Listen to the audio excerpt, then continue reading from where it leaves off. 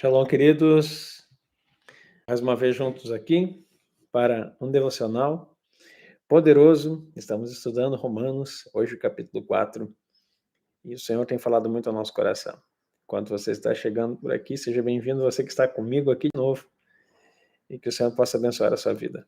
É muito bom tê-los aqui, e é gratificante saber que aquilo que o Senhor tem nos levado a fazer tem tocado vidas, e você faz parte dessas vidas. Eu quero pedir que também você seja um semeador dessa palavra, compartilhando com mais pessoas, para que eles também possam receber palavras de vida nessa manhã e serem impactados e edificados em Yeshua. Vamos lá, então? Pai, em nome de Jesus, eu quero abençoar o teu povo, que nossa mente seja aberta para o conhecimento da tua palavra, que o teu Espírito nos encha e que possamos a cada momento, em cada verso, em cada leitura aqui, Senhor, ser edificados e construídos conforme a imagem de Yeshua. Oramos em nome de Jesus. Amém. Vamos lá então, Romanos 4, a partir do verso 1. Que diremos, pois, ter alcançado Abraão, nosso pai segundo a carne? Porque se Abraão foi justificado pelas obras, tem de que se gloriar, mas não diante de Deus. Pois que diz a Escritura? Que eu creu Abraão em Deus e isso lhe foi imputado como justiça. Está falando da justificação, tá? Não confunda aqui. O tema agora é justificação. Então, verso 4. Ora, aquele que faz qualquer obra não lhe é imputado o galardão segundo a graça, mas segundo a dívida. Todo aquele que trabalha recebe pelo que trabalha, é isso que ele está dizendo aqui. Mas aquele que não pratica, mas crê naquele que justifica o ímpio, a sua fé lhe é imputada como justiça. Bem-aventurado aqueles cujas maldades são perdoadas e cujos pecados são cobertos. Bem-aventurado o homem. Ó, só para você pegar aqui, ó, bem-aventurado aqueles cujas maldades são perdoadas e cujos pecados são cobertos. As pessoas pensam aqui que quando eu creio pela justificação na fé, os meus pecados são cobertos. Não, quando você crê, você se torna justo pela fé, não por você, pela justiça de Cristo. E os pecados são cobertos. Cobertos com o quê? Com o sangue de Jesus. Certo? Agora, por que que eu tenho que confessar? Justamente para colocar esse sangue sobre, cobertos. Pecados cobertos não é que Deus chega, olha para o lado, não está vendo ninguém, deixa eu jogar um pano em cima do teu pecado. Não, cobertos com sangue de Yeshua. Porque se ele olha para você e vê Jesus, você se revestiu de Cristo. Que todos aqueles que são batizados de Cristo, em Cristo, de Cristo se revestiram. Lembra lá do Cordeiro de Adão, que vestiu a roupa deles, tirando a nudez do pecado? Então, é isso que nós somos cobertos pelo sangue, revestidos da sua justiça. Bem-aventurado o homem a quem o Senhor não imputa o pecado. Que impute para nós não é uma palavra muito usada, né? Então, atribuir a responsabilidade de algo. Então, feliz é o homem que Deus não atribui a responsabilidade pelo pecado. Tá? Que não acusa, que não atribua, que não largue, que não condene, que não culpabilize, que não incrimine, que não responsabilize. Isso é o que o versículo está dizendo aqui. Que o Senhor não imputa o pecado. Vem, pois, essa bem-aventurança sobre a circuncisão somente ou também sobre a incircuncisão? Porque dizemos que a fé foi imputada como justiça a Abraão. Como lhe foi, pois, imputada, estando na circuncisão ou na incircuncisão? Não na circuncisão, mas na incircuncisão. Olha o que ele está dizendo, que Abraão não era circuncidado quando foi imputado justiça pela sua fé. O que ele está fazendo aqui, ele está ensinando, ele está conversando com romanos, que são gentios, né? A carta à igreja em Roma. Mas havia judeus aqui, porque todos que fundavam a igreja nos lugares eram judeus, certo? Então conviviam judeus e gentios. E a crise era o fato do povo escolhido, que antes não tinha gentio nenhum, que era o mistério que estava oculto, que o evangelho seria para gentios também. O mistério de Deus era Cristo e o mistério de Cristo é a igreja. Então, a igreja, então, o mistério de Cristo era que todos vão ser participantes do corpo dele, e não apenas Israel. Mas aqui ele está explicando muito bem. E ele está mostrando que Abraão não viveu na lei mosaica e foi justificado, sendo incircunciso no prepúcio, mas circunciso no coração. 11. E recebeu o sinal da circuncisão, selo da justiça da fé, quando estava na incircuncisão. Olha só. Então ele creu e depois o Senhor deu o sinal. Então quando ele creu, ele não estava circuncidado. E porque creu, Deus fez um sinal no prepúcio, como uma aliança. Então, quando você está fora da circuncisão, quando você crê, você é circuncidado para ele.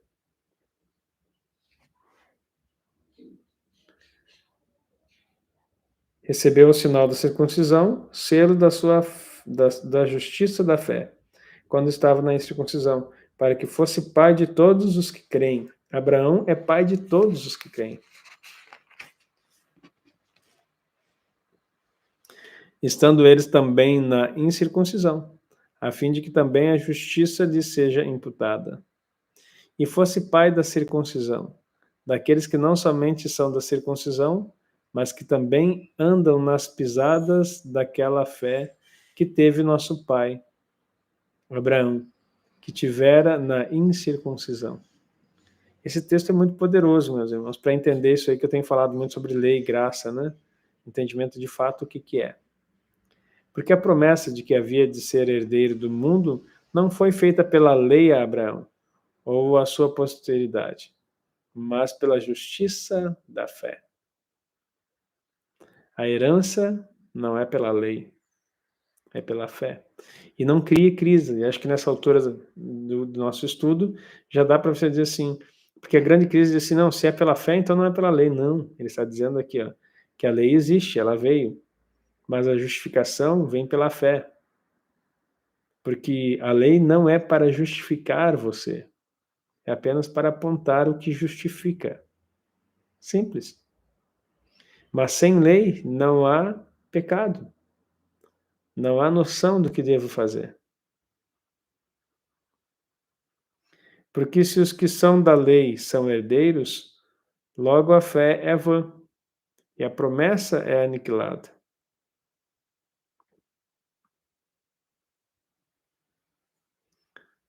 Porque a lei opera a ira.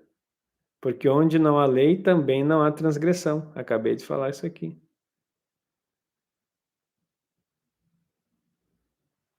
Portanto, é pela fé, para que sejamos segundo a graça, a fim de que a promessa seja firme, toda a posteridade, a toda a posteridade.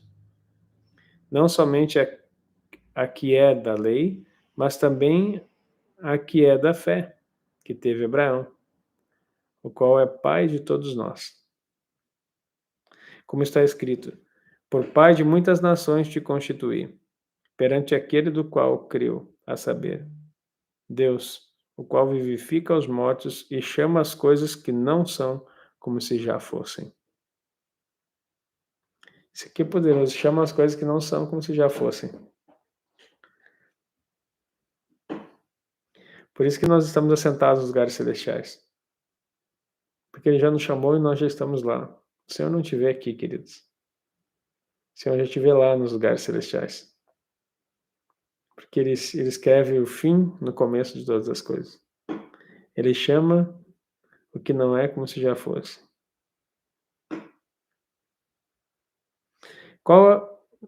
O qual em esperança creu contra a esperança, tanto que ele tornou-se pai de muitas nações, conforme o que lhe fora dito. Assim será a sua descendência. E não enfraquecendo na fé, não atentou para o seu próprio corpo já amortecido, pois era já de quase 100 anos, nem tampouco para o amortecimento do ventre de Sara. Agora entenda aqui o que é o corpo amortecido. Abraão já era impotente e Sara já era estéril. Eu estava lendo no Midrash, né, que o riso de Sara não foi um riso de deboche. Quando disseram que ela ficaria grávida, ela riu-se porque ela era estéril e o marido dela era impotente devido à idade avançada.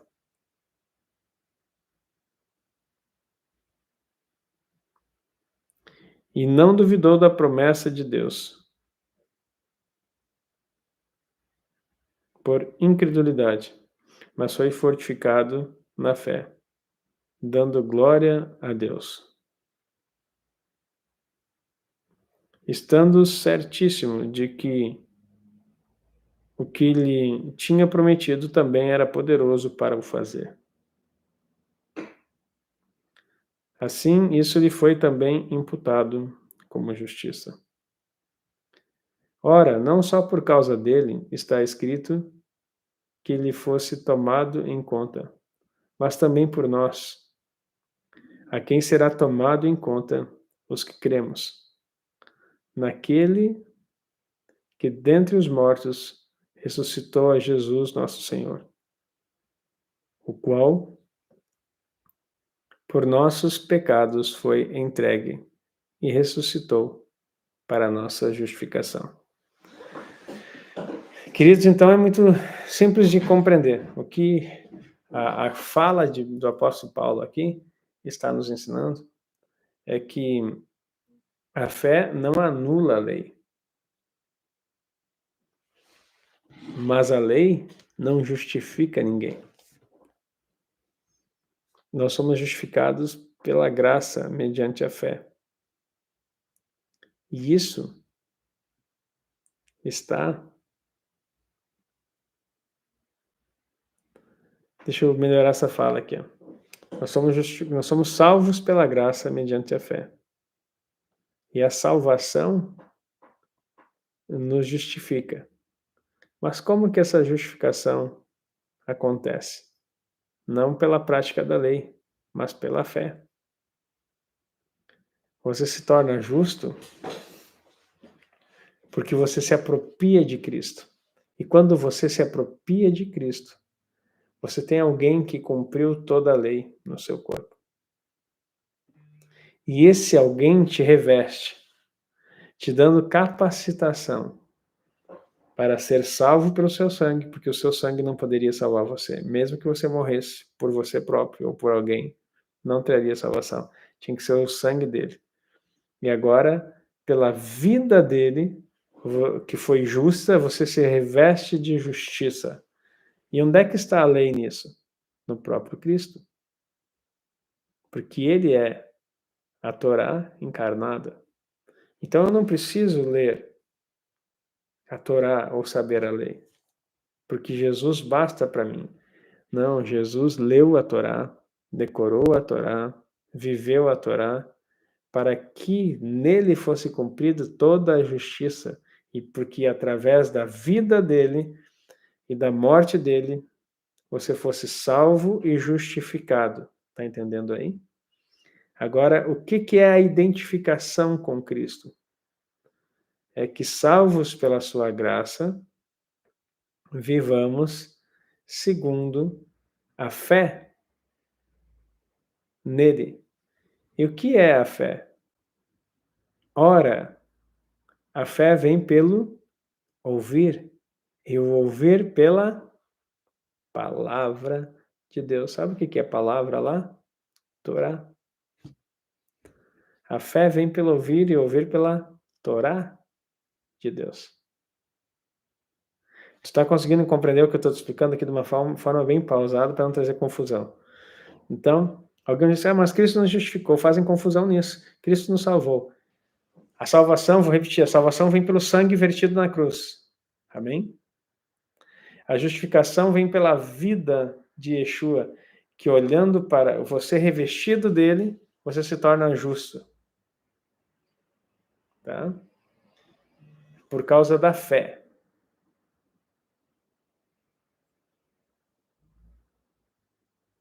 Tá? E aí, por causa dessa fé, agora você tem a capacitação de salvos da ira de Deus, pela graça e o sangue de Jesus, revestido da justiça dele, porque ele foi justo, viveu toda a Torá e viveu isso por você. Agora eu me visto dele, diante do Pai, eu sou aceito como filho por causa de Yeshua, a fim de que você seja o primogênito, de que ele fosse, Yeshua, o primogênito entre muitos irmãos. Está lá em Romanos 8, nós vamos ver mais tarde. Então ele é o primogênito. Agora nós nos tornamos junto com ele. E a questão da lei, para que serve a lei? A lei é que ativa em nós a fé. Por que a lei ativa em nós a fé se ela traz em si condenação? Nós acabamos de ler aqui que ela tem essa força da ira de Deus, porque a fé vem pelo ouvir da palavra. Então, quando eu ouço a lei, eu tenho fé. Em quem? Naquele que pode me justificar.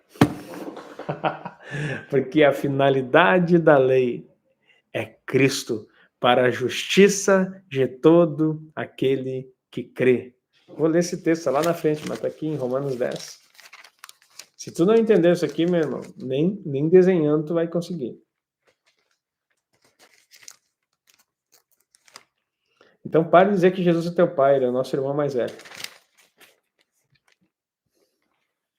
Porque o fim da lei é Cristo, Romanos 10, 4. Para a justiça de todo aquele que crê.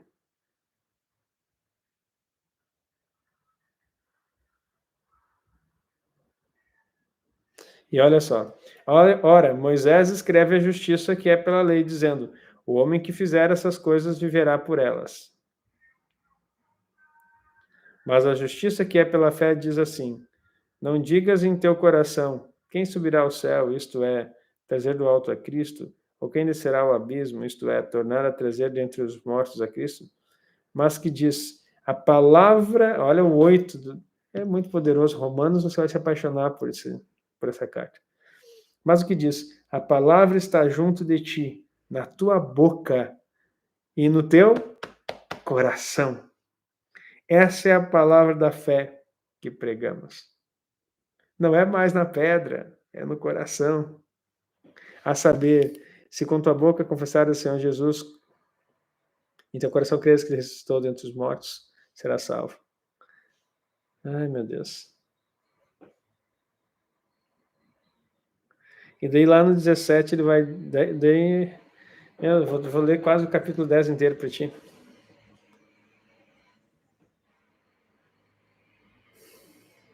Isso que com o coração se crê para a justiça e com a boca se confessa para a salvação. Olha aí, tudo declarado, né?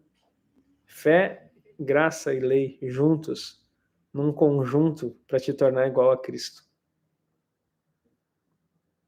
Porque a Escritura diz, todo aquele que nele crê não será confundido. Porquanto não há diferença entre judeu e grego, porque o mesmo é o Senhor de todos, rico para com todos os que o invocam. Porque todo aquele que invocar o nome do Senhor será salvo. Como, pois, invocarão em quem não creram? E como crerão de quem não ouviram? E como ouvirão se não há quem pregue? E como pregarão se não forem enviados? Eu amo esse texto. Como está escrito, quão formosos são os pés dos que anunciam o evangelho da paz, os que trazem alegres novas alegres novas de boas coisas.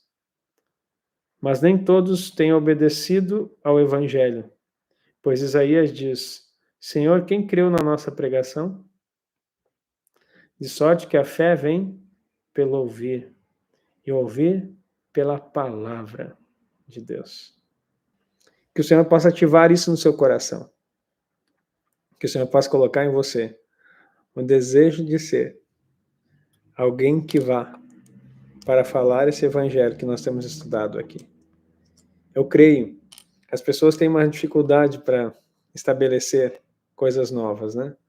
E elas sempre ficam querendo se medir por alguém. Como que eu vou fazer algo? Como que eu vou fazer ser comum?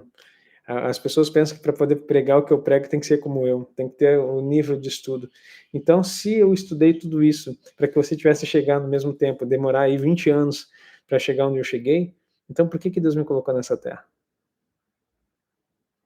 Se você tem que ser como eu, por que você está existindo? Deus teria que ter feito mais eu, mais de mim. Mais de mim não fica legal, mais de eu mesmo, mais de eu. Amém, queridos? Palavra do Senhor entregue, música, hoje até teve música, viu? Não cantei para você, mas botei o gravado aí. Né? Que o Senhor possa abençoar a sua vida, querido. Muito obrigado pela sua companhia, obrigado pelo seu tempo aqui. Que o Senhor te abençoe. Se você quiser selar esse tempo, essa palavra como uma oferta, o faça nesse momento. Que o Senhor abençoe cada semente plantada nessa manhã, no nosso ministério, através das ofertas, e que isso seja um ativador na sua vida. Obrigado por estar junto aqui. Um beijo no seu coração. Shalom, shalom.